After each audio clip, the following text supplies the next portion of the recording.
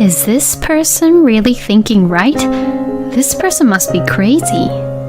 I can't believe my husband would say such a thing. I actually thought of a good idea. Even though I only earn $1,000 per month, I actually already have something that's perfect. Huh? What is it? It's our house. Come again? So I'm saying it's our new house that we built recently. Excuse me? What the heck is he saying? Is he okay?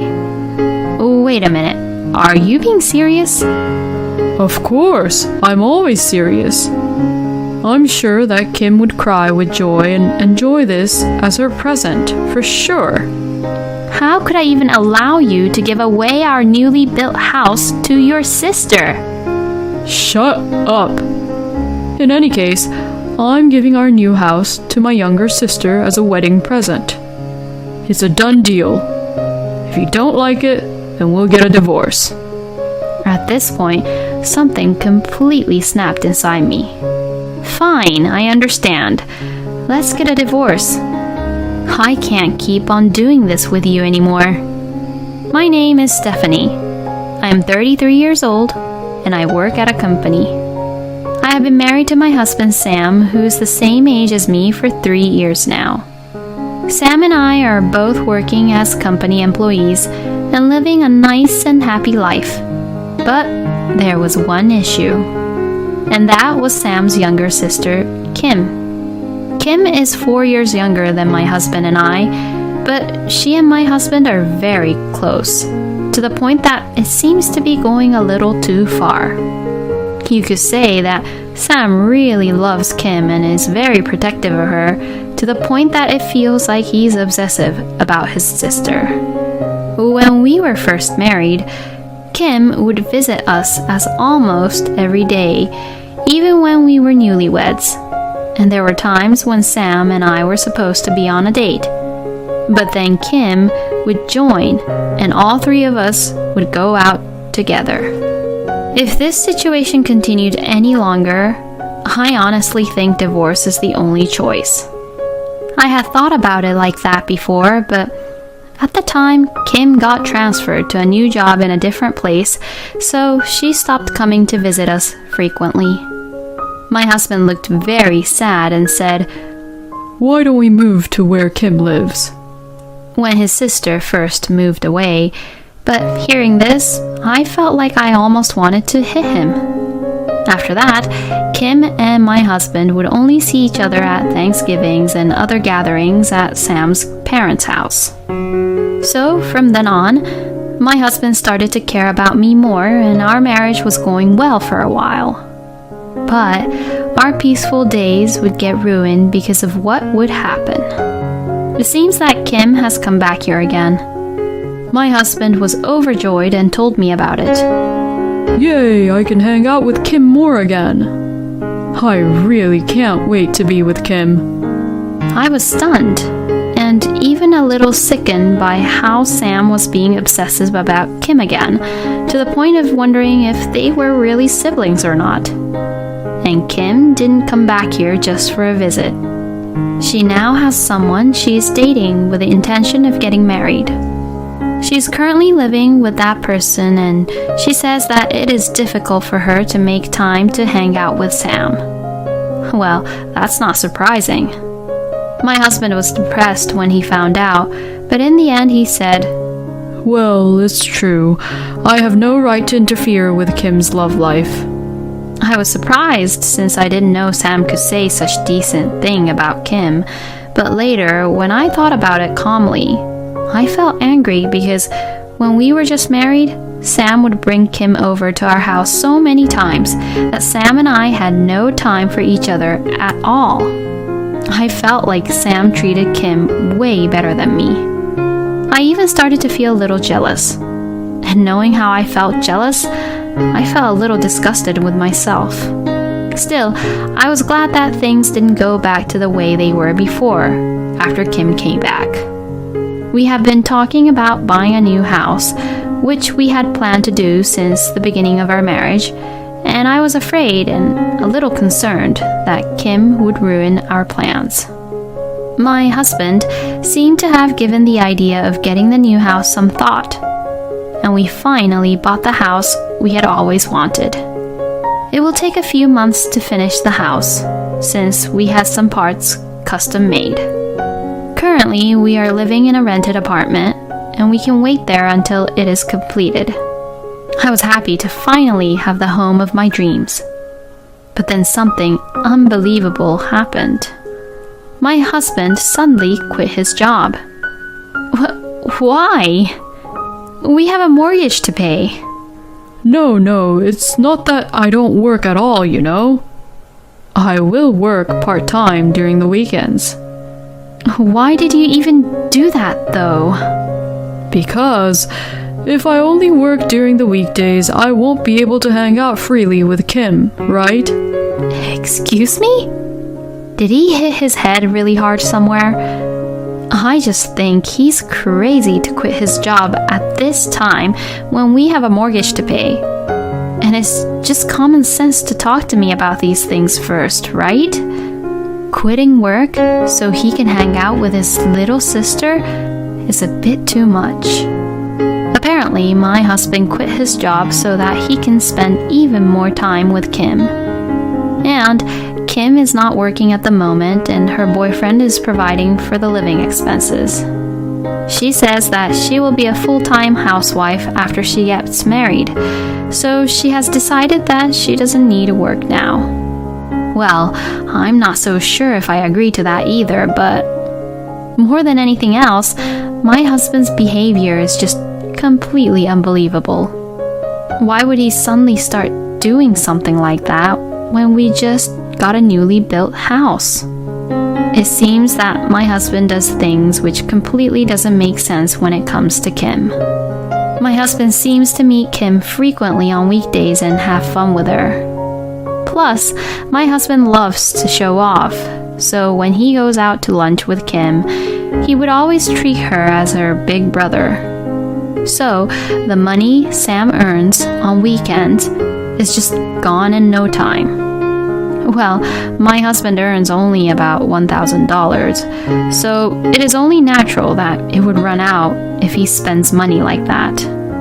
Even though I suggested to my husband to get a full-time job again, he would not listen to me at all. I felt very uneasy and wondered if I would be able to live like this with him in the future. Then, my friend Janet told me an even more surprising truth. Janet told me that Sam had visited the car store where her husband worked. At that point, I was surprised. I wondered why Sam, who was poor, was trying to buy a car. When I asked Janet about the details, she told me that Sam was saying how his little sister was getting married soon and he wanted to buy her a car as a wedding gift. Then, Sam remembered that Janet's husband was a car dealer, and that's why he visited the store. Janet's husband was very worried because my husband was only looking at high-end cars. No matter how much it was a wedding gift for Sam's precious sister, giving her a luxury car is just too much. I mean, what kind of siblings love each other like that? Janet's husband was worried if I had given Sam the proper permission to do so, and told Janet to contact me to make sure that I had been told about it. So instead of letting Sam make a decision right away, Janet's husband said, Let's think it over once and make a decision after. I am so grateful to Janet's husband. I had no idea that my husband was doing that behind my back. When I came home from work that day, I immediately questioned my husband angrily. Hey, what is the meaning of this?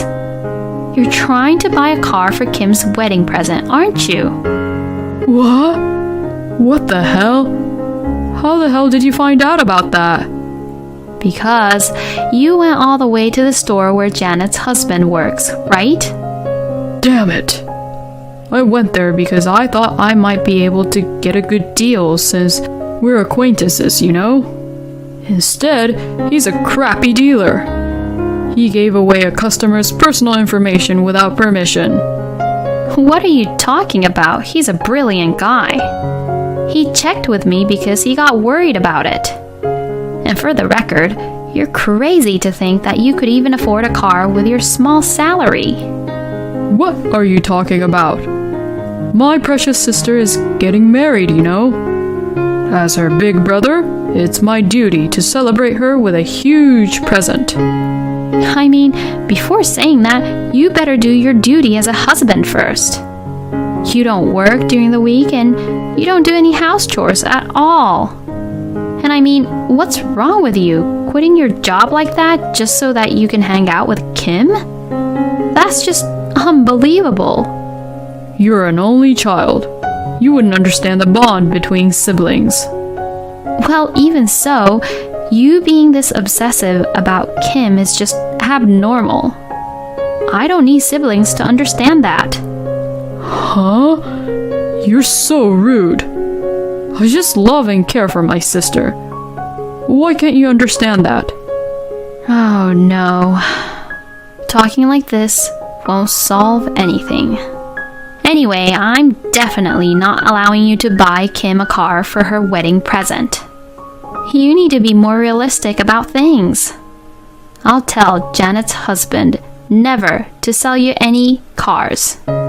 My husband and I had a huge fight like this and spent the next few days not talking to each other.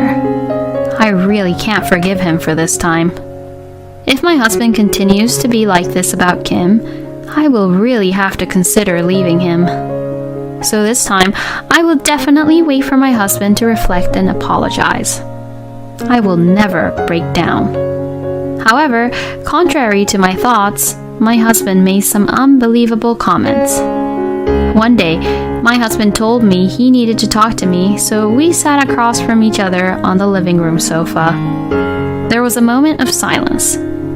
I guess Sam could tell that I was really angry with him because I had not spoken at all. Then, my husband began to apologize and said, I'm sorry about the other day. I was out of line. I won't give Kim a car as her wedding present. I can't buy a new one now anyways. I was glad that he was sorry for what he said. Thank you for understanding. My husband is not able to make calm decisions when it comes to Kim, but this time he seems to have gotten himself together. I just hope he will start working as a full-time employee again. The next moment, while I was relieved, my husband opened his mouth and started to talk, saying, So, about the wedding gift to Kim. Oh yeah, what are we gonna give her then? If it's a wedding gift, I think it should be something that they can use, like dishes or like tablewares. No, I'm not going to give her something that small. Actually, I've got an idea. My husband grins as he said that. Even though I only earn $1,000 per month, I actually already have something that's perfect. Huh? What is it? It's our house. Come again? So, I'm saying it's our new house that we built recently. Excuse me? We're giving Kim our new house. How about that? It's the biggest gift anyone could receive as a wedding present, right? I was speechless and in shock that I almost fainted. What the hell is he saying? Wait a minute. Are you being serious? Of course, I'm always serious. I'm sure that Kim would cry with joy and enjoy this as her present for sure. I don't even know what to say to you anymore. You really are stupid, huh? Of course, anyone would cry with happiness if they got a new house. How could I even allow you to give away our newly built house to your sister? I mean, what about the mortgage? Well, we'll figure it out. I'll pay it anyways. And you and Kim's husband can take care of the amount that I won't be able to pay for. You've got to be kidding me. I don't want to pay a mortgage for a house I won't live in. You are so selfish. Why don't you want to take care of my family that much? Well, I can't live up to your standards. Shut up. In any case, I'm giving our new house to my younger sister as a wedding present. It's a done deal. If you don't like it, then we'll get a divorce. At this point, something completely snapped inside me. So without a pause, I said this to my husband. Fine, I understand. Let's get a divorce. I can't keep on doing this with you anymore. With that, I immediately got out the divorce papers I had prepared. And I confronted them to my husband as I had already signed my part. My husband said, I don't need to stay married to someone who can't take care of my sister, and signed the divorce papers. I will never ever understand how this man thinks. I took the divorce papers, which we both had filled out, packed my bags, and decided to go home to my parents as fast as I could. On the way there, I filed the divorce papers at the city office and ended my marriage with my husband. I didn't expect our divorce to go that easy. It was a bit of a letdown, but I don't want to be pushed around by that man anymore. Fortunately, the house was purchased when my husband was still a full-time employee, so the mortgage on the house is also in his name. So I withdrew the money I had put in as my share of the property from our shared account and parted ways with my husband. After that, I was living peacefully by myself in an apartment. But about a month after the divorce, I suddenly received a phone call from my ex-husband. Stephanie, it's all my fault. I'm sorry. Please, come back. Huh? Why now? I mean, it's too late, you know. I'm in a lot of trouble. I can't handle it on my own. My ex-husband started blabbing on about what had happened since the divorce, even though I didn't ask him. Sam was going to give Kim our new house as a present and showed her the house. Kim was very happy, but when my ex-husband started talking about the mortgage, her mood immediately turned sour. It's not normal to give a house with a mortgage as a present, is it? There's no way that you can pay the mortgage for this amazing house all on your own when you're just working at a part-time job. I certainly won't allow my husband to pay for it. So, if that's what's going to happen, then we don't need a new house. So, it seems that Kim had refused to accept our newly built house. So, my ex-husband had no choice but to start living there by himself. But first of all, he could not pay the mortgage all on his own. But he couldn't really get a job at a company that paid him as much as he had been earning before. So he ended up working at a company with terrible working conditions with a really low income. And he had to work overtime and hardly spent any time at home, and most of his salary was used to pay off his mortgage. When he talked to a real estate agent about selling the house, the real estate agent said that they could only sell it at a price much lower than the purchased price, and even if Sam sold it, he would still be in debt for about $100,000. So Sam came up with the idea of getting back together with me and moving in together once again. You deserve what you got, you know. You're on your own. I said that and hung up the phone. I then blocked all incoming calls so that Sam couldn't get in touch with me at all. As for my ex-husband, according to our mutual friend, he apparently sold the house. He decided it was wiser to live in a cheap apartment and pay off his debts than to keep paying the mortgage. Well, I'll give him a credit for that decision. To be honest, it's almost hell either way, so in the end, Sam deserves what he got. On the other hand, I am living a nice, relaxed life and continuing to save money at a steady pace. I dream of continuing to live a steady life and someday buying my own dream home with my own money. It is so sickening that Sam prioritizes his sister over his wife. I mean, being obsessive about your own sister like that is too abnormal. And giving a house as a wedding gift to his sister is just too much. Normally, people would send something a little more casual. It's a good thing that Stephanie left this man. I hope she can meet a more wonderful man in the future. I hope Stephanie will lead a happy life. Thank you for watching until the end. Please subscribe to our channel. We hope to see you in our next video.